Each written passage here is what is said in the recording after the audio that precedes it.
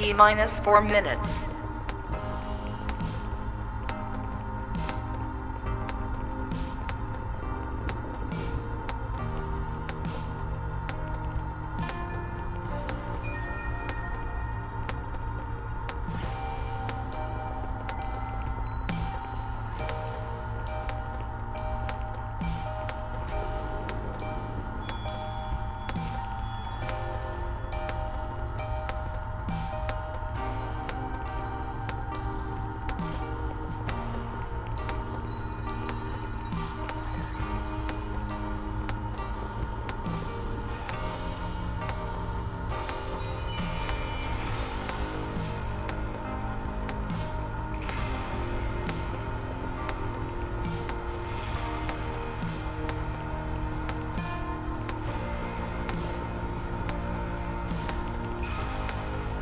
T minus 3 minutes.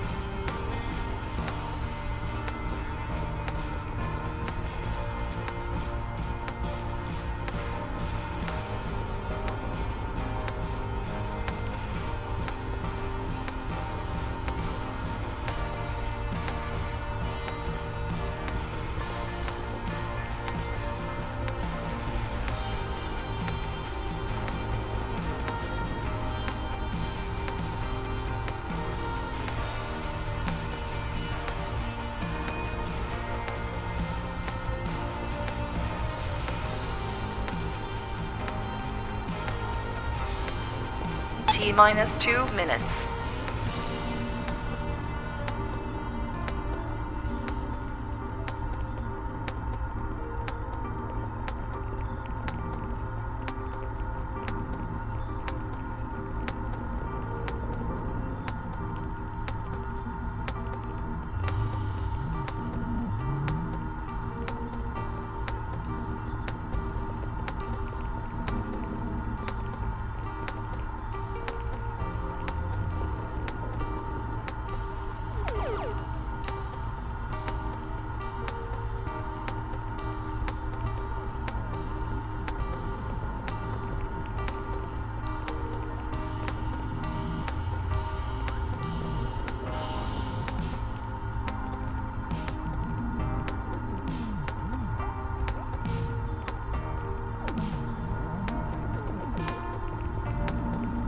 T minus 1 minute.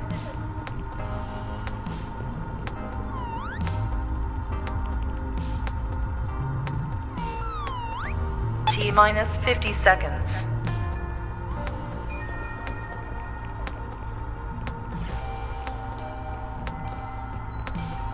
T minus 40 seconds.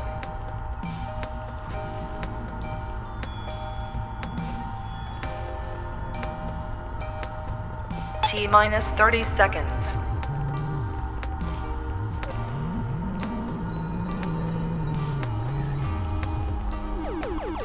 T minus 20 seconds.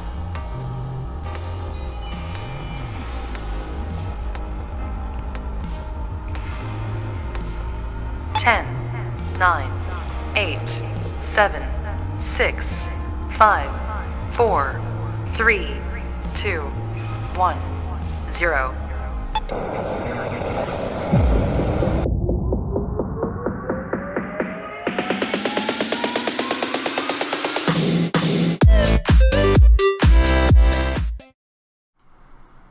What's going on, YouTube? Happy Wednesday. Here we are hanging out like normal. Bunch of buddies. Ladies and gentlemen, hope you guys are having a great week. Hope everybody's being productive, doing what they need to do. Going to give everybody a couple of seconds to join us. We got some great news, if you see in the chat room there, from Sarah.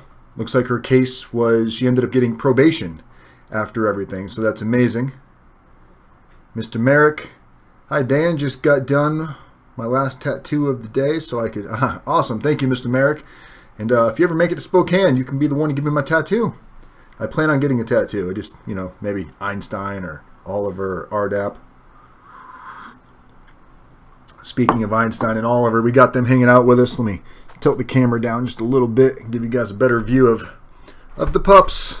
There they are. There's my boys. All right, so today we're going to talk a little bit. Hey, Jacob Clark, how are you, my man? Today we're going to talk a little bit about holding your attorneys accountable. And typically Wednesday is ladies' night, and we want to really focus on women issues. But this was just something that I could not avoid talking about. So I got a client. I'm not going to mention any names, but he's probably on here watching, and if he's not, I definitely sent him a message about this video. So I've got a client that's getting ready to get sentenced next week. I think it's next week, or either next week or later. Yeah, next week. And he has not seen his pre-sentence report yet. His pre-sentence report was conducted quite a while ago, and his attorney keeps telling him that he's not going to see his pre-sentence report until the day of sentencing, which in my opinion is absolutely crazy, and I don't think that can even happen. So we did a little research. Actually, the client has done quite a bit of research on his own, and he's been really productive, really doing what he needs to do. And the reason why I wanted to talk about this tonight, because I believe there might be many of you out there that are going through a similar situation to where you're getting ready to get sentenced and maybe you have not seen your pre-sentence report yet. Maybe you don't think it's a big deal. Maybe you don't really realize you need to see it. Maybe you don't even really understand what impact your pre-sentence report can carry. And if you're not sure, let me kind of reiterate before I jump into this. So the whole point of your pre-sentence report is ultimately the probation officer that conducts this interview, the pre-sentence investigation, ultimately is going to be giving a recommendation to the sentencing judge to what type of sentence to impose, how much probation to impose, what type of fines that you might need to pay, restitution. These are all things that the probation officer will recommend to the judge to help with sentencing. Now, if you don't get time to review your pre-sentence report, you don't know if there's any inaccuracies, if there's errors, if they got the wrong amounts listed. This could ultimately result in a lengthier, rougher sentence if you don't have the proper time to prepare and get to review your PSR to respond with any inaccuracies before sentencing.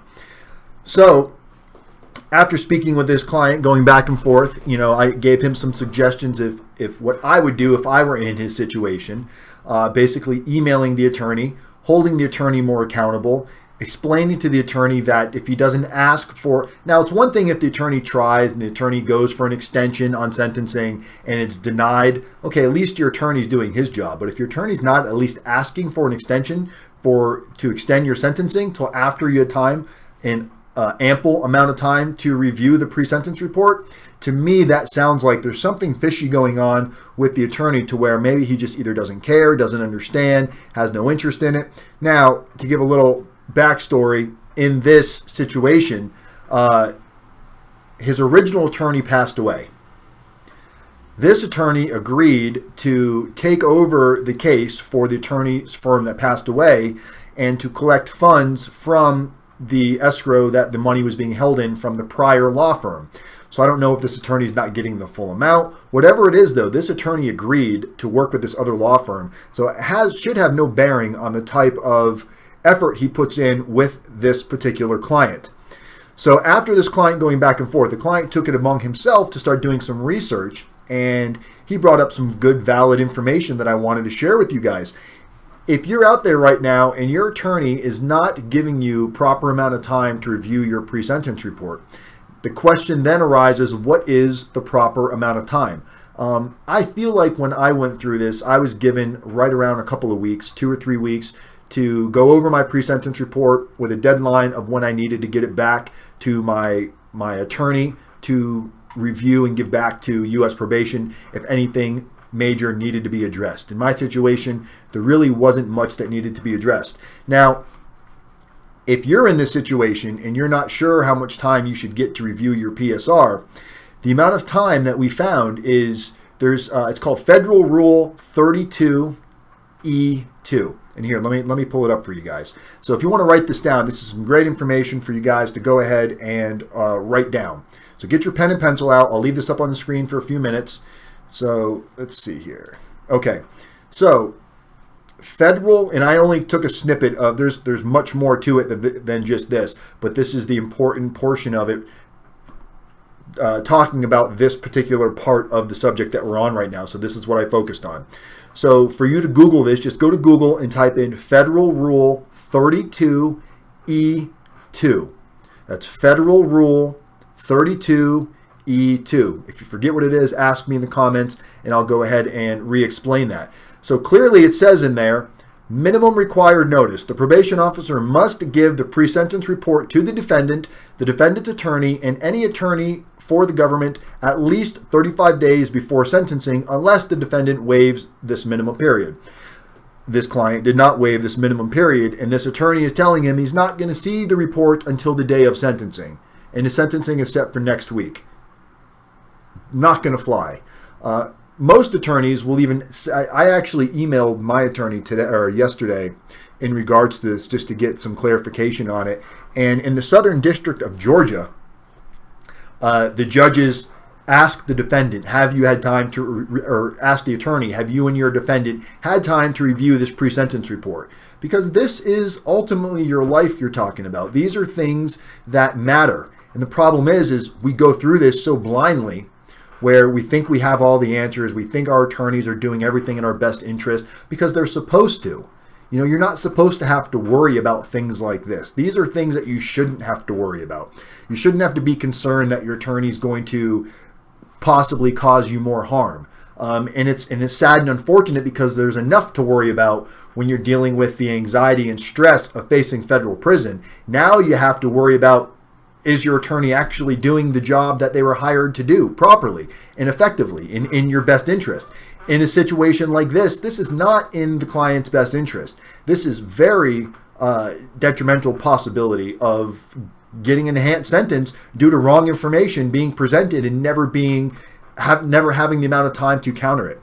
So I can't stress this enough.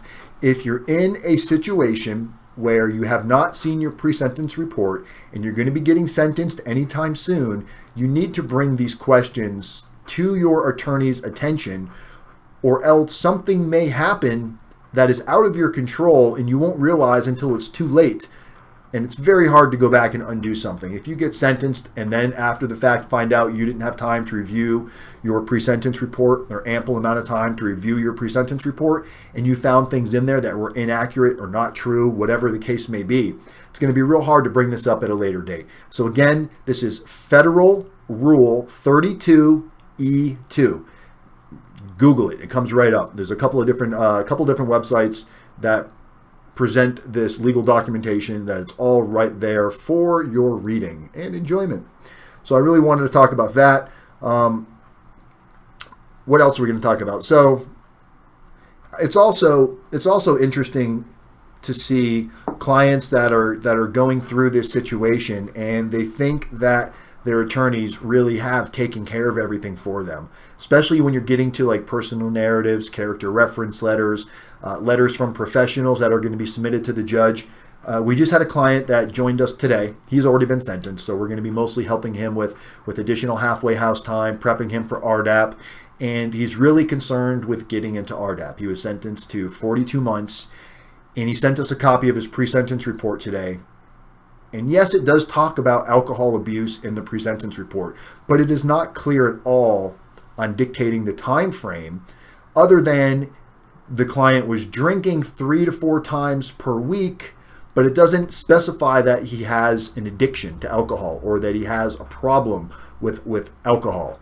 It does say we recommend that he takes the program.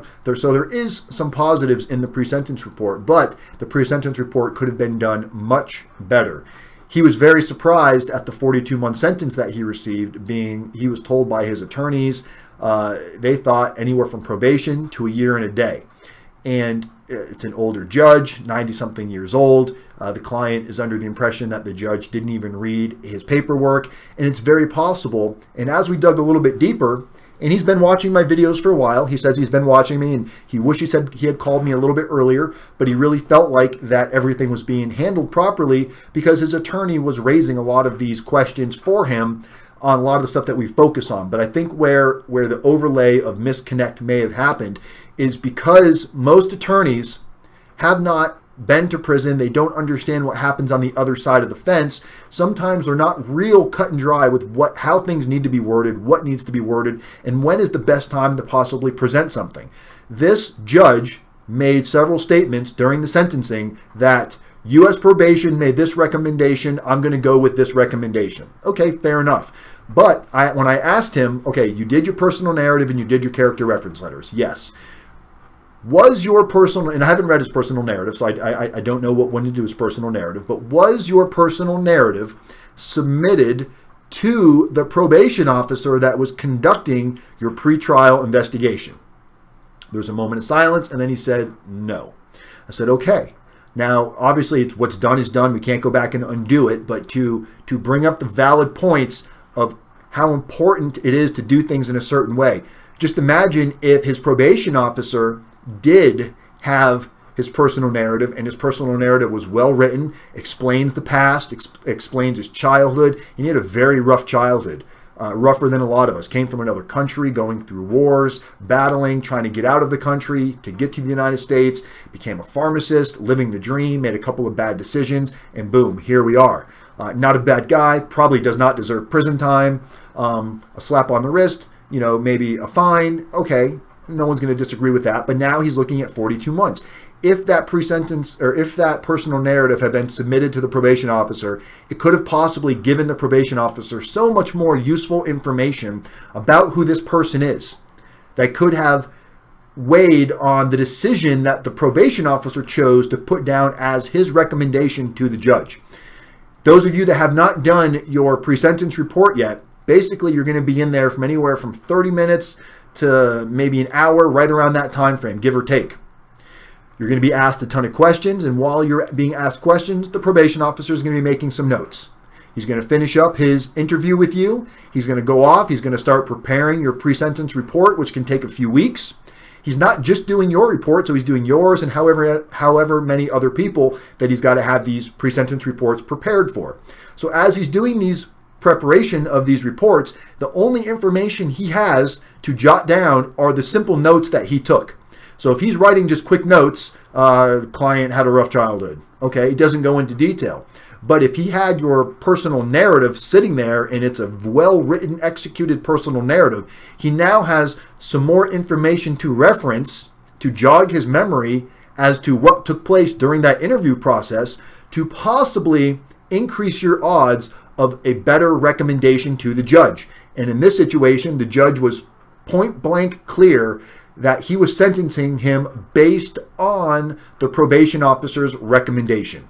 We all know that it's just a recommendation, that the judge can go up or down from a recommendation, and some judges just go right with it. A 93-year-old judge, he's probably not that interested in being a judge anymore, but he knows he's on the tail end of everything when it comes to that age. It's the fact that he's still a judge and he's allowed to be a judge is kind of scary, because once you hit 93, you really got to imagine, what are you comprehending? What are you remembering? What are you focusing on? What do you care about at 93? But these are things that are out of our control. So we have to use what's within our control, and what's within our control is questions that we bring up to our legal defenses, the questions that we arise to their attention. If you're not bringing up these questions, and it brought up a good point during this conversation, because yes, sounds like his attorney had his best interest at heart, really did. A couple of things that his attorney may have been able to done different, but what we also spoke about is this was a paid attorney. Okay, he hired an attorney to represent him. And what we've talked about, and we saw this in an interview with Michael Santos, where he was talking to a gentleman who was sentenced to a 10-year minimum. He had a minimum mandatory 10 years, so the judge could not go lower than that if he wanted to, based on the crime that this gentleman had committed. So when Michael Santos asked him, what are your thoughts and feelings about your attorney? Do you feel like he did his job? And the client said, no. He said, why? He goes, well, I got 10 years. And Santos said, well, that was your minimum mandatory. You couldn't have done any better no matter what attorney you had. So in that situation, your attorney got you the best possible outcome, which was a 10-year minimum mandatory sentence. And then Michael immediately referenced his own case where, what did he get sentenced to? 40 some odd years. What Michael Santos was sentenced to with a high paid legal defense team. Now the difference was, and the way Michael explained it was, because he paid these attorneys so much money, they felt the need to tell him things he wanted to hear to justify the amount of money they charged him. Where if it would have been a possible federally appointed attorney who doesn't have any interest in fluffing you up and blowing smoke up your ass, the attorney may have just said, man, you need to take this plea because you're going to get slaughtered if you go to trial. If that would have been the advice to Michael Santos, maybe there would have been a different outcome in his length of sentence because he would have been taking the advice from his attorney versus the advice from an attorney that's giving him advice based on what he thinks the client wants to hear. So there's a lot of information that you need to pay attention to. And if you're I'm not saying don't hire an attorney. I'm just saying make it real clear with your attorney that yes, you want them to do the best possible case they can for you. But at the same time, make sure you tell them, I don't want to hear things that you think I want to hear. It's great to hear that you're going to fight for me. But at the end of the day, don't do something just because I'm paying you that's going to potentially cost me potentially more time in prison. There's a lot of moving parts, guys, when you're getting ready to mitigate and you're going to battle. There's so many moving parts on what you should be, what you could be doing, and possibly what you're not doing. So when I hear these stories, it's heartbreaking. It's really, really, really heartbreaking because you want to tell the client, hey, maybe this is a bad case. Maybe, too bad. You could have had a better, you don't want to tell them, well, too bad on you. You could have got a better deal if you knew what you were doing. Because the fact is most of us that are going through this situation, we don't know to ask a lot of these questions because it's brand new territory for us. The same client that is being told that he's not going to see his pre-sentence report until the day of sentencing has also taken some amazing steps on his own to get a better feel for what it's going to be like to be sentenced. He's actually gone into the courtroom several times now for other sentencings from this same judge that will be sentencing him. He's been watching the judge's mannerisms. He's been watching what the judge talks about, what she likes to hear, what things she looks for. He's watching what defendants are doing good, what they're doing bad. He's seeing some defendants not stand up, not making eye contact, not dressing to impress, coming in just basic street clothes. When you step in front of that judge, shirt and tie. I don't care. If you don't have a shirt and tie, go borrow one. Go buy one. Don't go there. You comb your hair, shave, brush your teeth. All of these things make a difference. They all can possibly lead to a better outcome. If this judge sees sincerity, if she sees that you've put in effort, if she sees good personal narratives, good character reference letters, good amount of community service, a great mentor network, and you're there giving her and the courtroom the respect that it deserves, whether you agree that it deserves it or not, this is your last chance to make a difference at your sentencing. So go in there prepared. We don't put these videos out because I like to hear myself, well, maybe a little bit. I do like to hear myself talk, but that's besides the point. We put these videos out because I really feel that the information, not just information coming from me, a lot of the information that I share with you guys is stuff that I've learned along the way from either stuff that I learned in prison, stuff that I learned from you guys as you're going through it, stuff that I learned from some amazing attorneys that really do have an interest in seeing the best possible outcome for their clients.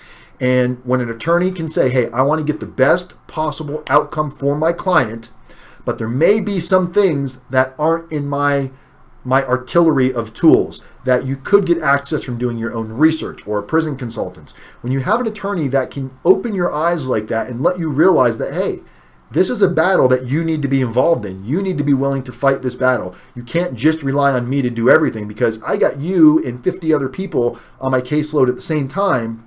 There's only so much attention and effort and bandwidth that I can spread out amongst everybody. So you have to be the one that's really leading the pack, validating what your attorney's telling you, whether to be true or not true. You need to go in and do your research and reach out and ask questions. Annoy your attorney if you need to. Call them up, email them, text them, whatever means necessary you need to use to position yourself for that outcome. Let me read some messages here. Trader Pat, 93. Wow. Not sure. What's 93? Did I miss something up here?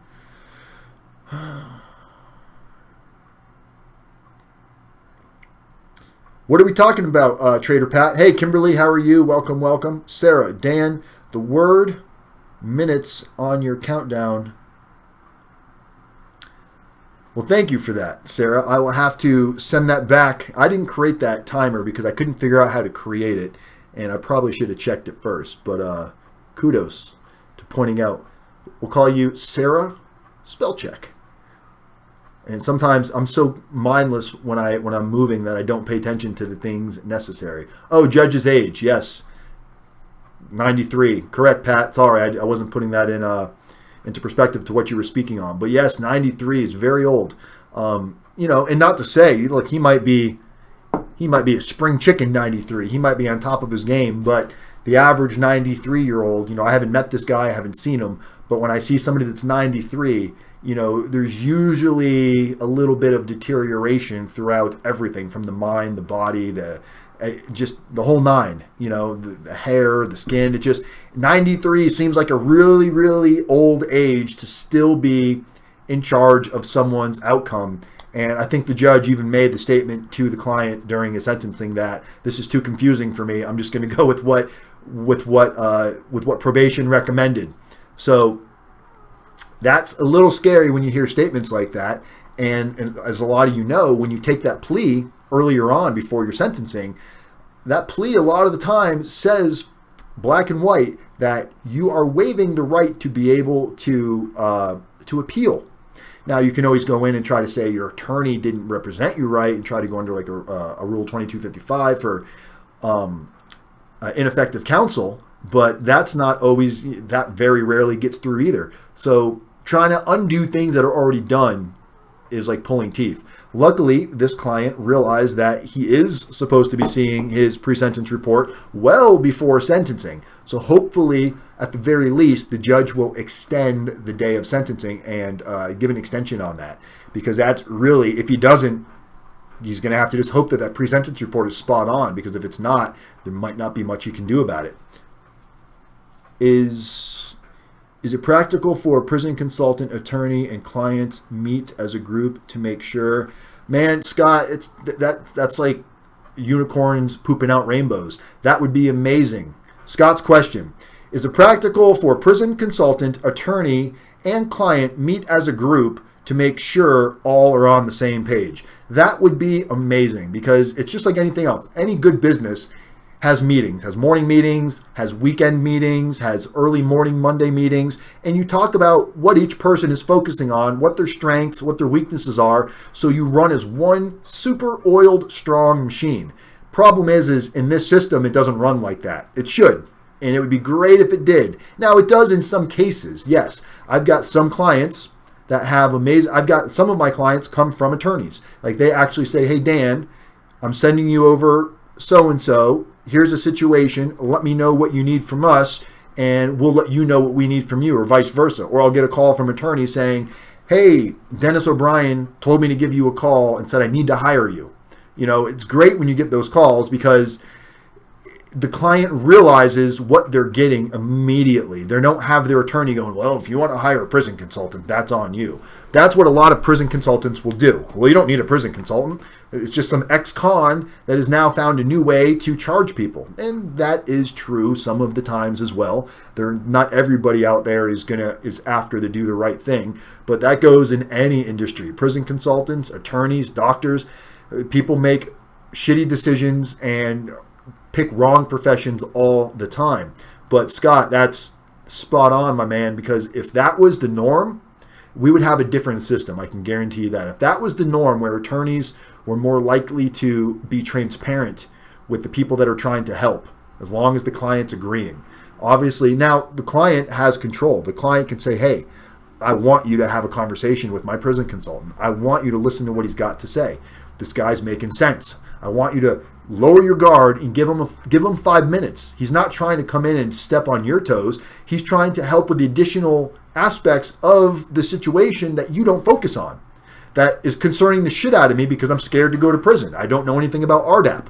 I don't know anything about additional halfway house time. I don't know what needs to be worded in the pre-sentence report.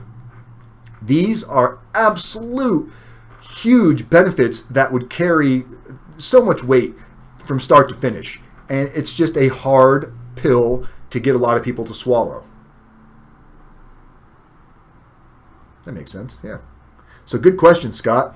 Great question. It'd be nice to have an attorney come on and talk. We're going to have Dennis O'Brien. It was supposed to be this week, but my schedule and his schedule got a little mixed off there. So hopefully next week I'll have Dennis O'Brien on where you can ask the attorney.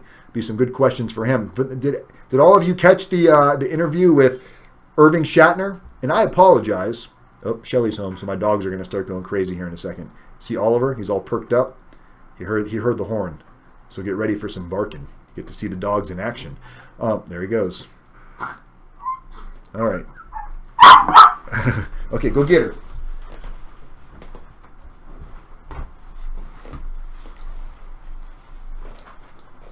So, Dennis O'Brien will be on here next week. But did you guys get to catch the interview with Irving Shatner on Monday? Monday night we did the live interview, and live stream just couldn't have gone worse as far as it kept cutting in and out. We had to do it 3 different times, and I ended up pulling all the videos off and then editing them into one video so you guys didn't have to what the hell am I watching here? So I apologize for the shitty video, but I don't know what that was. Something up with the computer. Kimberly's asking, how's the salon? Oh, Shelly's hair salon. It's going really, really well. She's staying busy with that. Between that and what I got her doing, she doesn't have a whole lot of free time.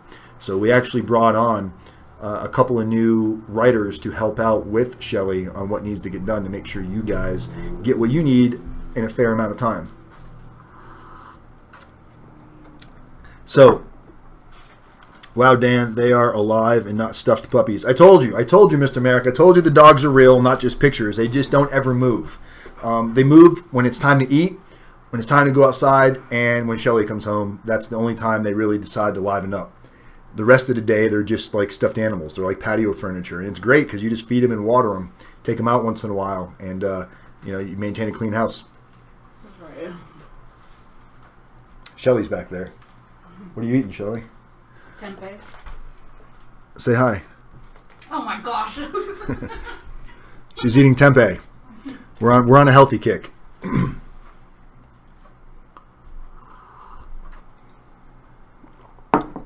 So who of you are getting ready to get sentenced? And has everybody seen their pre-sentence report? Does anybody have any questions on their pre-sentence report? Would anybody like to send their pre-sentence report for a complete free review consultation just to make sure it says what it needs to say and it's not missing information, especially if it's still within that window of you have time to ask for any changes to be made? Send me your pre-sentence report. I'd be glad to look at it and give you some great insight, on my insight anyway, whether it's great or not. I guess that's up to the person that's listening to me. I think it's great. I think I give great insight on pre-sentence reports. We focus really hard on the substance abuse area because most people we talk to are really trying to take advantage of the residential drug addiction program, which Irving Shatner, who was on here on Monday, has an amazing ability of helping people get qualified if there's lacking information in the pre-sentence report. And even if you haven't done your pre-sentence report and you just want to add some weight to it, you want to increase your chances and your odds, Irving Shatner is a great person to add to the team. I can't stress that enough. And I don't bring people on here unless I see value on what they're able to offer to a client. There's no sense in charging a client extra money for something they don't need. I'm the first one. There's plenty of people that have reached out to me and said, hey, offer this to your client, offer that to your client. And doing a little bit of research into it, it's garbage. There's other guys out there that claim to be able to do things that Irving is able to do. One of the guys worked for the BOP somewhere. He worked for Grand Prairie. And clients that I've gotten approved through Irving, prior to using Irving, I sent this same person the pre-sentence reports, and his answer back to me was, nope, that guy can't get in, nothing we can do for him, not even worth trying. It's like, okay, and I believe them because who am I to tell somebody in their profession that they're wrong? But this client, Troy Sissom and his wife Jenny, were willing to take that risk and spend the money that it was going to be needed to spend in order to see if it was going to work, with no real expectations other than let's just do our best and try. And it worked, and we got him in. So when I saw what Irving was able to do, what his, we'll call them magic powers, because that's some powerful stuff, guys. When you've been denied from RDAP, from the RDAP coordinator at the prison, to get it overturned based on work somebody was able to produce for you at a very reasonable fee, you can't help but to say, I want every one of my clients to take advantage and be able to use this person, because it's going to make me look better. It's going to give the client true results almost every time if they're coming in preparing with the right amount of time ahead of the game. Coming in late in the game really puts a lot of stress on everybody because your expectations are still way up here. Meanwhile, you didn't step through the door when everybody else did. Same thing when you're taking your pleas, guys. A lot of these guys that take a plea, last person to take that plea sometimes doesn't get the same deal that everybody else got, and they go, that's not fair. He got a better plea. He took the first plea. Attorneys, you hear it all the time. He who takes the plea first usually gets the best offer on the table. So if you're looking for the best possible deal, you got to be willing to jump and take some chances and take some risk. A lot of the times we're in denial. We don't think we're actually going to prison, so we don't want to take a plea because then we know, okay, I'm going to face some kind of a fate. If I don't take a plea, maybe this will somehow go away. They don't go away. They don't just disappear off into fairyland.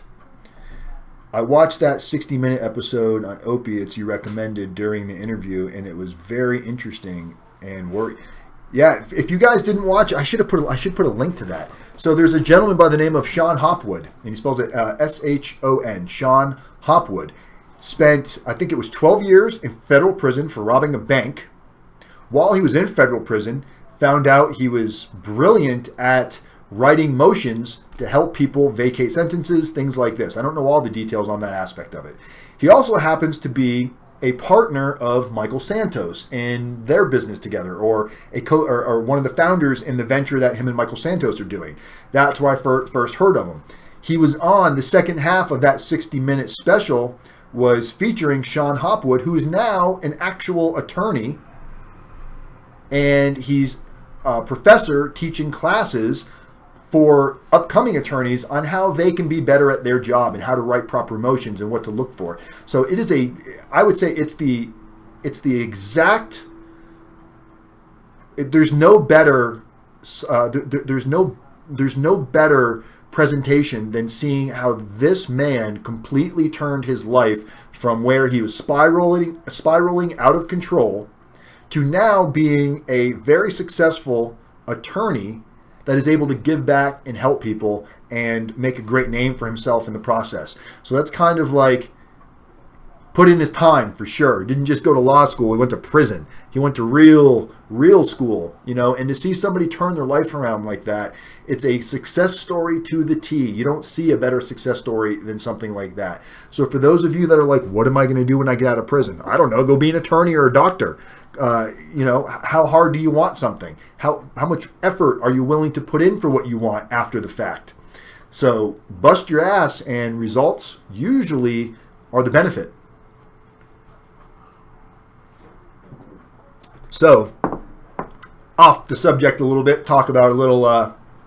So I'm on a new diet. I'm going to try a new diet. So I still maintain my workouts, but I've definitely been putting on some weight. After, when you're in prison, you have nothing but time to, a lot of time to work out. You can work out 2 or 3 times a day if you want to. And if you're not working out, you're probably walking the track, which is still just burning calories.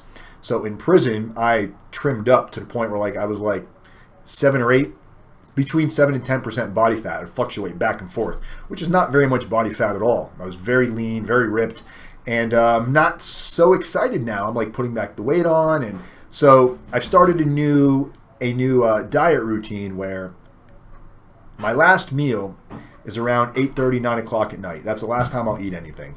And then I don't eat again until after 12 p.m., till afternoon. So I'm fasting from basically 8 p.m.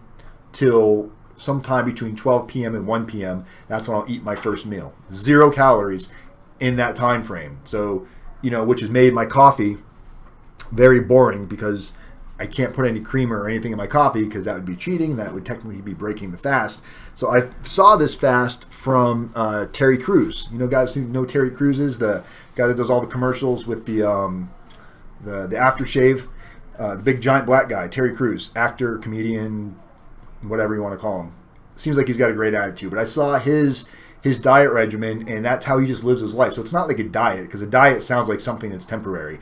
It's his lifestyle. He does not eat until around between 12 and 1 p.m.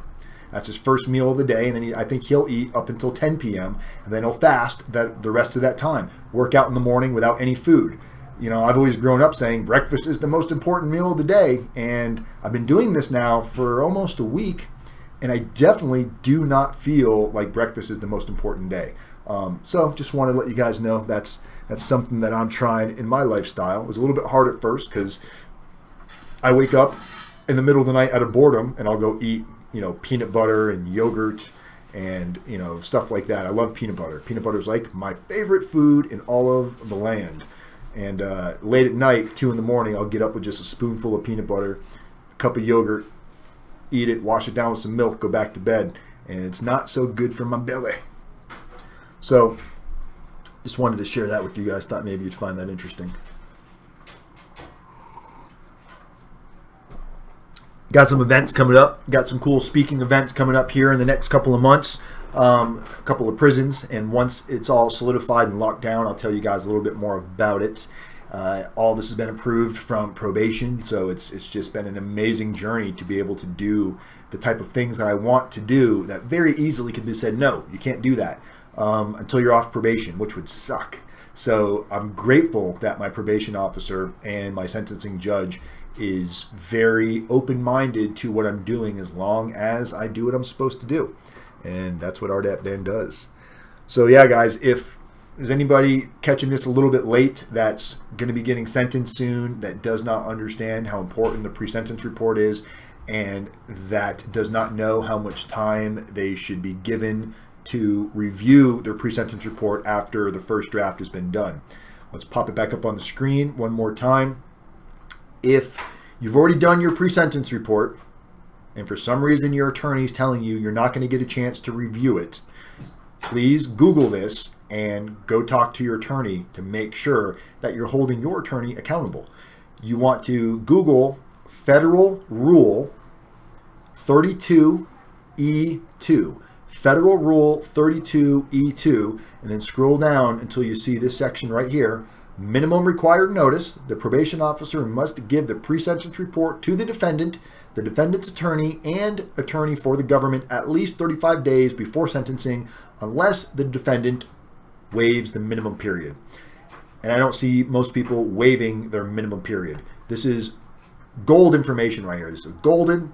This is stuff that you need to know, because this is going to give you information to hold your attorney to a higher standard to make sure that they really do. Look, if the attorney, whether the attorney has your interest or has interest in having your interest, you need to take the initiative to make sure you're forcing him to have your best interest. Because if not, you're the one that's going to prison, not him. So if you need any more information on that, there's a lot more to this. It's pages and pages. I just took out this section because it pertains to what we are talking about on tonight's live stream. There you go. Mr. Merrick, how much you trying to lose, Dan? My wife is currently doing the same. It's not that I'm trying to lose weight so much as I'm trying to lean out. Like, I don't mind my weight, but when your muscle to fat ratio starts to get off a little bit, I think right now I'm at like 27% body fat, which is more than double what I was. So I don't mind being 200 pounds, but I don't like having a little bit of a belly.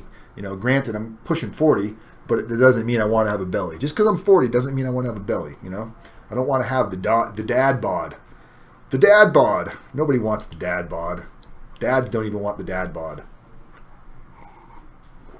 I got the dad hair, though. Nothing I can do about the balding hair. Can't see it on camera. That's why I like the front angle. And I am trying to grow my hair. I've got some shit that I sprinkle in there and spray in there and put some lotion in there. So who knows? Who knows? Why not eat veggies and fruit if you get hungry during the time frame? Broccoli, grapes, stuff like that. It's better for you. I agree. Even though the fruit's probably not the best idea because the fruit's full of sugar, which just turns into soluble carbs and fat and everything else. Fruit's great to eat when you're getting ready to go do something and trying to spike your insulin, but fruit's probably not the best thing to eat right before bed. But I'm going to try this for a while and see how it works. I've done it for a week now. I'm just going to stop eating at 8 o'clock, and if I get hungry, I'm just going to get up, drink a bunch of water, and go back to bed and not eat anything. Because when I wake up in the morning, it's been easy. It's the middle of the night is where you get bored, you wake up, you can't go back to sleep. You're like, oh, go make a sandwich, go have a bowl of cereal, go eat 3 giant tablespoons of peanut butter. It's those moments of where I'm not controlling my habits, where my self-control just goes away. And I know I shouldn't be doing it. I mean, after every bite, I'm like, bad. That's bad. What are you doing, Dan? Stop. Put it away. I'll hear Shelly going, get out of the kitchen. She yells at me. She tries to keep me in check. So, granted, veggies would be better than peanut butter. And, there's going to be days where I'm just like, fuck it, I'm eating something. But it's when it's not consistent. What has been consistent is I've been eating peanut butter like every night. And once in a while, we'll go to the store and we'll buy some junk food, as a little treat. And I just have I see it and I eat it. It's like, cookies. Stuff them in my face. I'm like, if I eat them all at once, I'll get rid of them. There won't be any more cookies to eat. So we buy stuff that is still flavorful, but you don't think of it as a snack. It's not very prison related, is it? But it is prison related because my diet started in prison. Before I went to prison, I was chunky. I was out of shape. I felt 40 when I was 35, so now going through all of this in prison and using this time in prison to really redefine my mental, my physical. I'm keeping on the mental. I'm sticking with, my regimen. I'm sticking with focusing on what I can do to help people, which is also helping me at the same time. People are like, it's crazy how you remember all these stories about prison, all these details. And I tell them it's because I'm talking to people like you guys every day. It's a constant reminder where I've been, so it doesn't allow me to forget. When I talk to people that obviously aren't making YouTube channels, they don't remember anybody's name from prison. Well, I'll talk about somebody like, yeah, I don't remember that guy.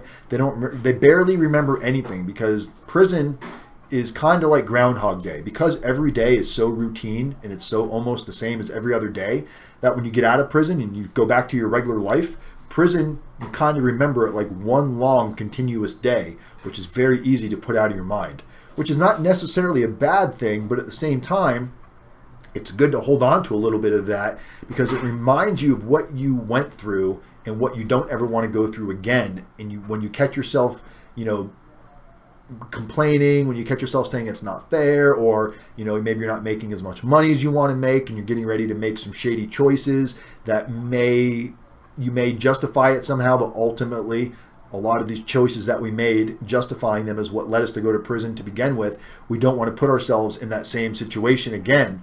So being able to remember what caused you to go there to begin with can be something that can save your life in the future as well.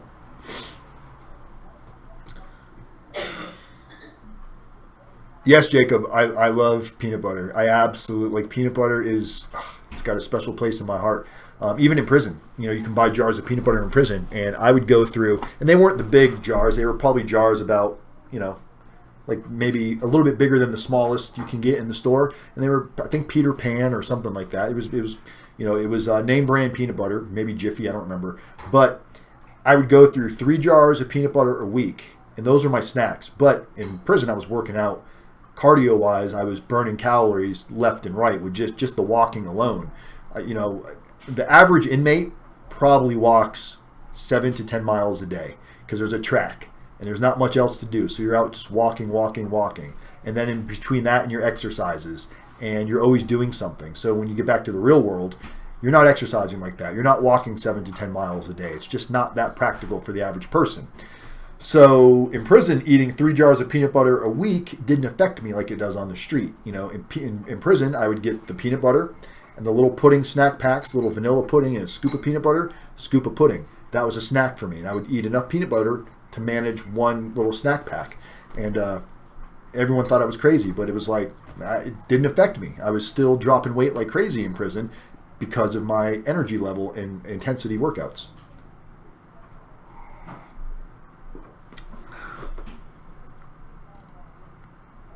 How do you say your name? Karuna. How are you doing? Nice to see you. And Karuna's asking, do they have internet in prison? No, unfortunately, there's no internet in prison. That doesn't mean you won't find somebody with an illegal phone in prison that's not supposed to have it. But no, there's no internet in prison. What they have in prison is an email, a federal prison email program called TrueLinks. For us out here, when we interact with our loved ones, it's called CoreLinks. But in prison, it's TrueLinks. TrueLinks is the prison email system where you can log on. You can email your loved ones that have been approved in the system, but it's not like you're emailing through your Gmail account. It's a prison email. You can't send attachments. You can't receive attachments. It's just text. It's basically like a digital typewriter is the best way I could explain it. You can't surf the web. You can't go anywhere. You can't look anything up. It's just to send an email and receive emails, to be able to read and receive and send. That's it. I just tried peanut butter that had flaxseed and honey. It had lower sugar, higher fiber. Yeah, that sounds good. But the thing is with me, it's like even the peanut butter is not bad if I ate just a little bit. My thing is we go through at least, well, I'm the only one that eats it really. We go through at least one giant jar of peanut butter per week. Now this week it's been different because I've changed my eating habits quite a bit. I'm no longer eating the late night, so after my dinner, I'm not eating anything else. So yeah, peanut butter. But even the flaxseed, if I were to eat the whole jar, it's not going to do me any good. Oh, it's lower calories, but if you eat the whole fucking jar, Dan, that's the problem. It's like, oh, this is low calories. I can eat all this I want. Don't the guards have Wi-Fi? They're keeping records on inmates, aren't they? Yeah, I imagine the COs, yes, they have access to the internet through their computers, and I'm sure there's some, rogue COs in there that are letting inmates. I hear stories all the time where inmates were on the computer looking at stuff. They're not going to allow you to use the computer to email anybody because then it's a traced email, and they're going to see what IP address it came from, and it's a matter of time before they funnel that back to whoever did it. So I would assume you're not going to be getting too much access to internet. But look, you don't want to, Jacob. If you're going to prison and stay, because that's what almost everybody I met that was at a camp, that got kicked out of the camp and brought to the low, because I wasn't at a camp, I was at a low, and we'd see a lot of inmates that came over that lost their camp privilege and got sent to a low, and almost every single one of them, I would say definitely the majority, was because of cell phones. They got caught using a cell phone. They were using somebody else's cell phone. That's almost always the reason. And everybody ends up getting caught playing with cell phones in prison.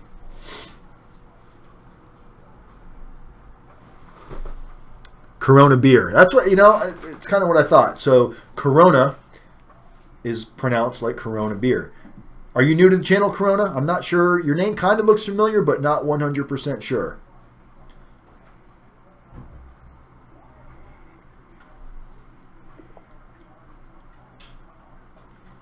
But how much time we got? So we're going to go about another 5-7 minutes here, guys, and then I'm going to wrap this video up because it's dinner time and I'm starving. I ate. We got 30 minutes. We got 30. What's for dinner? Cauliflower fried rice. Cauliflower fried rice. Chinese style. Chinese style. What's going in the fried rice? Carrots, corn, water chestnuts. Carrots, corn, water chestnuts. Cauliflower, garlic, shallots. Garlic. All right, that sounds good. Fried egg. Fried egg. No, not fried egg. Scrambled egg. I'm down. Cauliflower rice sounds pretty good.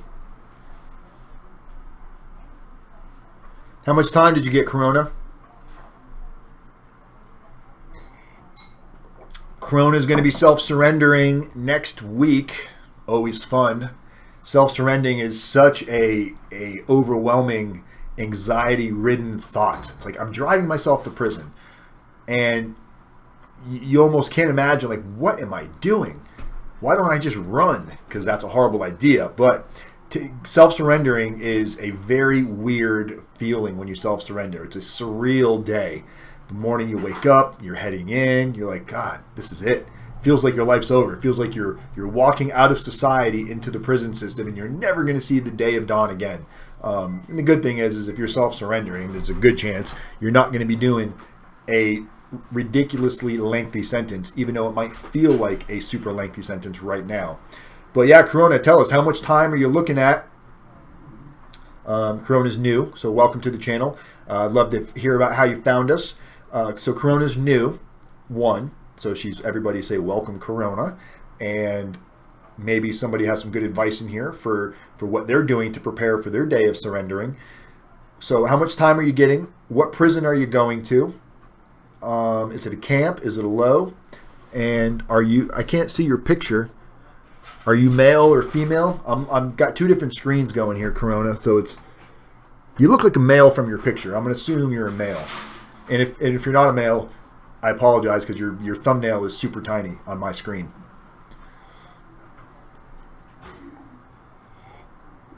We were supposed to have the young lady that was on here last week. She's going to be self-surrendering. She got an extension till, I think, next month.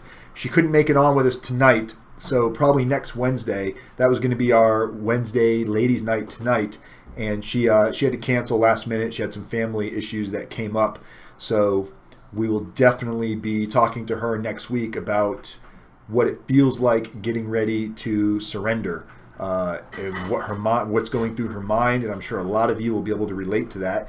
So Corona's looking at, so you got sentenced to 36 months. Do you know where you're going? What security level? There you go. Awesome, Jacob. Jacob's going to do a little praying for Corona. I hope you won't be a disaster. Also, welcome to the channel. So, yeah, definitely welcome to the channel. You know, I'm glad. Hey, never too late. Better late than never. Corona, if you got any questions or, some last-minute concerns, you want to know what you can bring, what you can't bring. If you just got general questions about getting ready to surrender, my phone number is on the top of this screen. Can I point to it? Here, is it the point? Right up here. Oh, this feels crazy. So there's my phone number. There it is. It's in between my fingers now. 509-434-4695. Yeah, coffee. Coffee's great for the attitude. Coffee was my friend in prison. Instant coffee, guys. Just so you know, it's instant coffee in prison. There's no like coffee machines where you're going to go, it's Folgers, instant, it's Keefy, and there was another one that had Folgers, Keefy, Taster's Choice. Those were the three that they had where I was at. And I can't remember which one of those had decaf.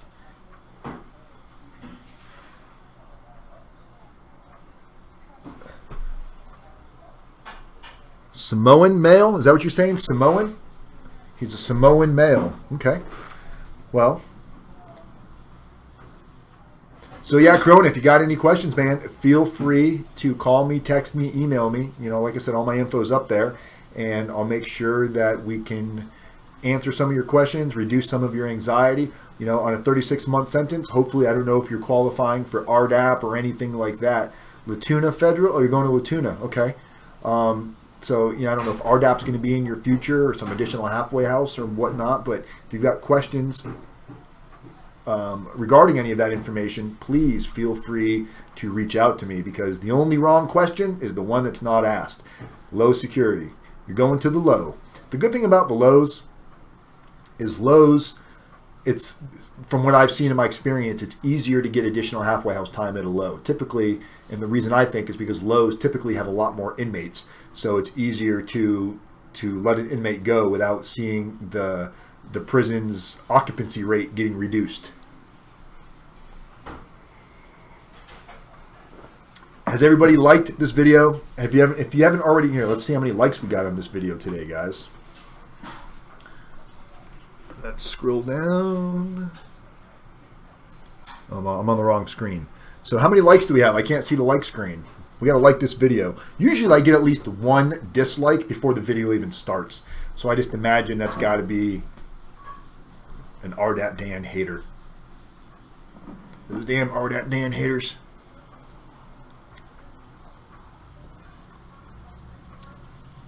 Thank you, Kimberly. Kimberly's been with us from the beginning. I think Kimberly was with us when we had like 30 subscribers back in late 2015. And we've been steady growing ever since then.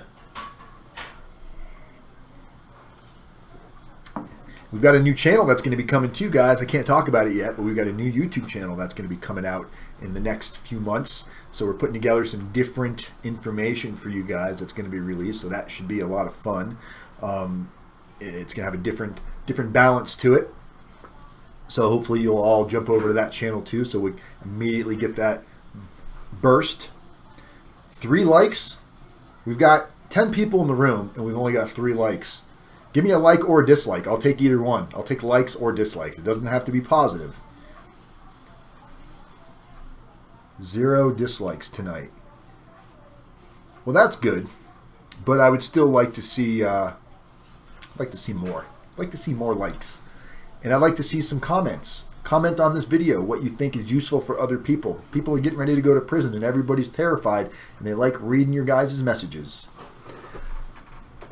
I heard if you get a dislike, it means you're doing something right because not everyone is supposed to like your content, Dan. Exactly. That's what I'm saying. So I like dislikes and likes. Because when you're pissing somebody off and they're still watching you, it's like they hate you, but they have to watch. It's like a train wreck. People want to watch. You know what it is? They're waiting for me to train wreck. They're waiting for my video feed to get scrambled and see how I respond. I deal well under pressure. I think that's why most prison consultants don't do live streams, because there's more pressure in a live stream. You don't know what somebody's going to say. Sometimes you might forget what you're going to say, so you got to be ready to commit. You know, it's a big commitment to do a live stream. It's like a relationship. If you're not ready for relationships, don't live stream, because it's the same type of commitment. I'm ready for relationships. I'm trying to get Shelly to marry me right now, but she's dragging her feet on it. She's not dragging her feet. We're just preparing, but I'm gonna make that woman my wife. There you go. Take 1 minute to smash that like button. Like, smash it. And the bell too. Make sure you hit the bell for notifications. And for God's sake, if you haven't already subscribed to my channel, please go ahead and subscribe to my channel. And check out some of the earlier videos if you want to see how the content is completely changed, the way the videos changed, the lighting. I mean, I watched some of my old videos and it's like, fuck, I want to take those things down. But it's a resemblance of where I've come from. It's contrast. You know, this is where I started, this is where I've gotten to, and now we're going above and beyond. I've had some fun. I've been on After Prison Show. That was a huge day. We think we received like 300 plus new subscribers just from After Prison Show. So much love to the APS Army, if any of those of you are out there watching. I know my videos are not as entertaining as Joe's, but they're not meant to be. Definitely marry her. I will, Kimberly. And it will be live on YouTube. No, she probably won't let me record the wedding live on YouTube, but I might try. I might sneak a camera and hide it up in the corner somewhere. She'd be like, you asshole, told you not to put this live. Time to get a divorce. All right, guys, I'm going to bounce out of here. I'm going to go eat some dinner, some cauliflower fried rice. That's what she's making. So if you guys need anything, please feel free to call me, email me, text message me. Also, don't forget to text the word YouTube to 35074. That will put you on our text message list to make sure you get notifications of upcoming videos. And if we're going to be doing any time changes, any specials, anything like that, we try to push it through the text message. There's, I think, 50 something of you right now out of the, almost 2,000 subscribers. Only 50 of you are on there. So you guys are the only ones that get that early notification. If I could get Joe on the phone, then I'd be willing to get him on the show. But I have not been able to get a hold of Joe. We did have somebody that tried to hack